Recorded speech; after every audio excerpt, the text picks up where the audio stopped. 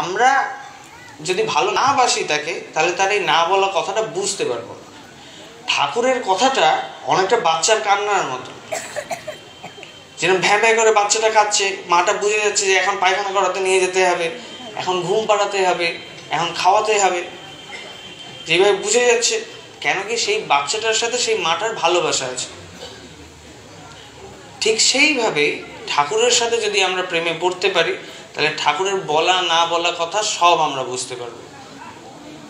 আর এই ঠাকুরের সাথে ভালোবাসায় পড়ার জন্য আমাদেরকে এই টুলগুলো দেওয়া হয়েছে। আর এইগুলো নিয়ে যখন যাজন করবেন বা সমাজে এইগুলো নিয়ে যা যা ভুল ভ্রান্তি আছে সেগুলোকে কাটিয়ে তুলবেন। কালকে হেমন্তদা এসেছে, হেমন্তদা আমাকে একটা কথা বললো, আমি এবার কলকাতায় এই কথাটা বলছিলাম।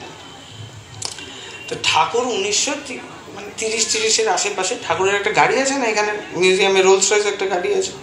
তো ওই গাড়িটা এখন কিনতে গেলে, এখন যদি কিনতে যান, ওই গাড়িটার প্রায় 15 থেকে 18 কোটি টাকা দাম। কয় টাকা দাম? 15 থেকে 18 কোটি টাকা দাম, যদি আজকের যুগে ওই গাড়িটা কিনতে যান। ঠিক আছে, এবার আপনারা বলুন যে সৎসঙ্গটা বড় হয়েছে না ছোট হয়েছে? বড় হয়েছে। তো তাহলে এখন আমাদেরকে 20-25 লাখ টাকার গাড়িতে ঘুরতে হচ্ছে। ঠিক আছে, তো খুব দুর্দশা আমাদের, নিজেদের পকেট থেকে দিয়ে দিয়েও আমরা ঠাকুরের কাজ করছি। তো আপনাদের টাকায় চলছে ঠাকুর, এইটা ভাববেন না কখনো। ইষ্টভৃতিটা ডোনেশন না, এই জিনিসটা নিজেদের মাথার থেকেও বার করুন, যাদের যাদের মাথার মধ্যে ফিক্স আছে। আর সমাজের মধ্যে যারা এরকমভাবে এই জিনিসটাকে দেখে, তাদেরও মানসিক পরিবর্তনের দায়িত্ব আপনাদের। ঠিক আছে, কথাটা বোঝাতে পেরেছি? খুব ভালো।